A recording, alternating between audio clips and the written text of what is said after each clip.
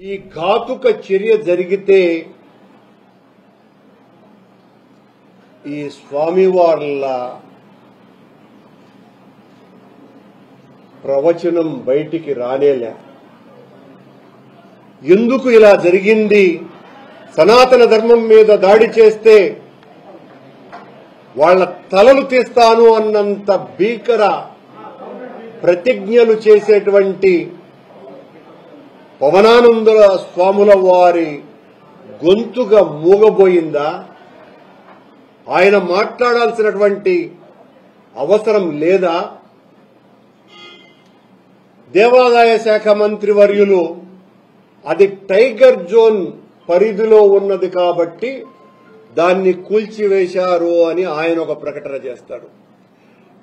మరింత ప్రమాదకరమైనటువంటి మాట, టైగర్ జోన్ పరిధిలో ఉన్నటువంటి కాశీనాయన క్షేత్రాన్ని కూల్చినాము అంటే టైగర్ జోన్ పరిధిలోనే ఉన్నటువంటి శ్రీశైలంని కూడా భవిష్యత్తులో కూల్చివేస్తాము అన్నటువంటి ధ్వని అందులో కనపడుతున్నది. శ్రీశైలం కూడా టైగర్ జోన్ పరిధిలోనే ఉన్నది. అంటే పులులు సంచరించేటువంటి ప్రాంతాలలో ఉన్న దేవాలయాలన్నింటినీ కూడా నేలమట్టం చెయ్యాలా అన్నటువంటిదే ఈ కూటమి ప్రభుత్వం యొక్క ఆలోచన. మీ ధర్మమా? ఎంత దారుణమైనటువంటి మాట మాట్లాడినారు దేవాదాయ శాఖ మాత్యుడు. ఈ కూటమి ప్రభుత్వంలో ఆలయాలకు దిక్కు లేకుండా పోతోంది. ఆలయ పవిత్రతను గురించి మాటలు చెబుతారే కాని చేతలలో ఎక్కడా కూడా వాటి పరిరక్షణకు కించిత్తు చర్యలు కూడా వీళ్లు తీసుకున్నటువంటి సందర్భం లేదు. వైఎస్ఆర్ కాంగ్రెస్ పార్టీ మీద అభాండాలు అపవాదులు వేసేసి పబ్బం గడుపుకోవాలని చూసుకోవటమే తప్ప, వెంకటేశ్వర స్వామి ఆలయాన్నంతా కూడా అపవిత్రం చేశారు జగన్ గారి ప్రభుత్వంలో అని మా మీద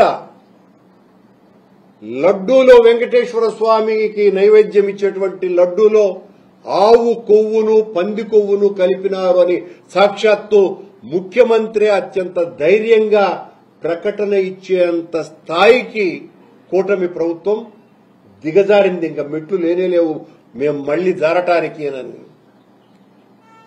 దాని మీద సాక్షాత్తు సుప్రీంకోర్టు అత్యున్నత న్యాయస్థానమే ఆగ్రహాన్ని కూడా వ్యక్తం చేసింది. ఒక బాధ్యతాయుతమైనటువంటి పదవిలో ఉన్నటువంటి మనిషి ఈ రకంగా మాట్లాడవచ్చునా అని కూడా అభ్యంతరాన్ని వ్యక్తం చేసింది. కానీ ఆయన గారేమో ఆ బాణాన్ని జనం గుండెల్లోకి వదిలి వైఎస్ఆర్ కాంగ్రెస్ పార్టీ మీద ఈ నింద బలంగా నాటుకోవాలని గుదిగుచ్చటం జరిగింది. ఆ తర్వాత మేము పెద్ద ఎత్తున దాని మీద మాట్లాడిన తరువాతనే వెనక్కి తగ్గటం జరిగింది ప్రభుత్వం. ఈయన గారి ప్రభుత్వంలో, వీళ్ల ప్రభుత్వంలో మొన్న వైకుంఠ ఏకాదశి రోజున దాదాపు 6 మంది వీళ్ల బాధ్యత రాహిత్యానికి పరాకాష్ఠగా తిరుపతిలోనే చనిపోతే 45 మందికి పైగా క్షతగాత్రులైతే ఎంత దారుణమైనటువంటి స్థితిలోకి వీళ్ల పాలన నెట్టబడింది అన్నటువంటి విషయం అందరూ కూడా చూడడం జరిగింది.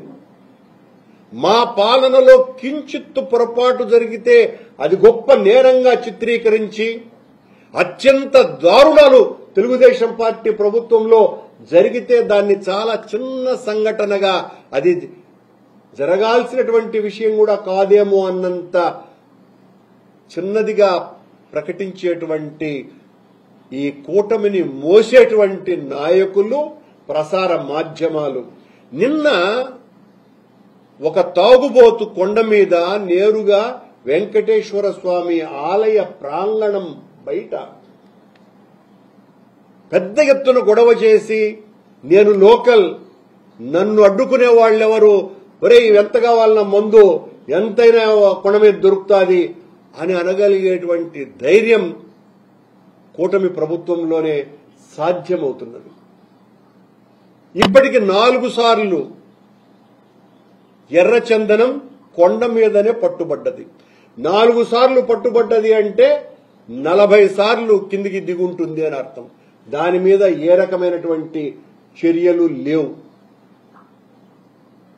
అనేక దేవాలయాల మీద దాడులు జరుగుతున్నప్పటికీ కూడా ఏమాత్రము కూడా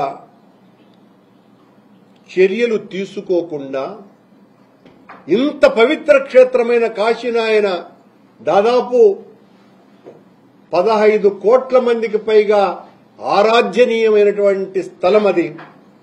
రోజు 40-50 వేల మంది ఉచితంగా అన్నప్రసాదాన్ని స్వీకరించేటువంటి పవిత్ర పుణ్యక్షేత్రం అది. ఆ క్షేత్రాన్ని నేలమట్టం చేస్తే అది అటవీ జోన్లో ఉందనని, టైగర్ జోన్లో ఉందనని మంత్రి, సారీ చెప్తున్నానని ఒక మంత్రి, ముఖ్యమంత్రి మౌనం. పవనానందర స్వాముల వారేమో అసలు ఆయన శాఖ కింద ఉన్నటువంటి ఆ ఆశ్రమానికి సంబంధించి ఒక్క మాట కూడా మాట్లాడకపోవటం వెనుక ఆంతర్యం ఏమిటి?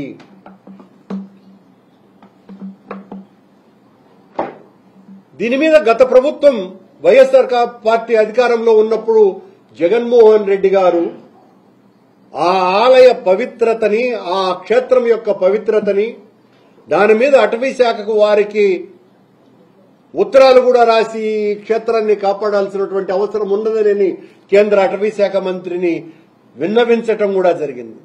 ఈ రోజున కేంద్ర ప్రభుత్వ అటవీ శాఖ ఏ రకమైనటువంటి ప్రకటనలు ఇవ్వకుండా, వాళ్ల ప్రమేయమే లేకుండా రాష్ట్ర ప్రభుత్వంలో ఉన్నటువంటి అటవీ శాఖ అధికారులు చంద్రబాబు నాయుడు గారి ప్రమేయం లేకుండా, సరే చంద్రబాబు నాయుడు గారికి సంబంధించిన విషయం కాదు అనుకుందాం, సాక్షాత్తు సనాతన ధర్మ పరిరక్షణకు నడుంబించినటువంటి మన స్వాముల వారి ఆదేశాలు లేకుండా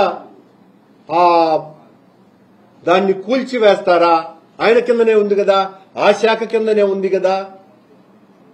ఈ శాఖ కిందకు ఉన్నప్పటికీ కూడా మీరెందుకు దాన్ని అడ్డుకోలేకపోయినారు?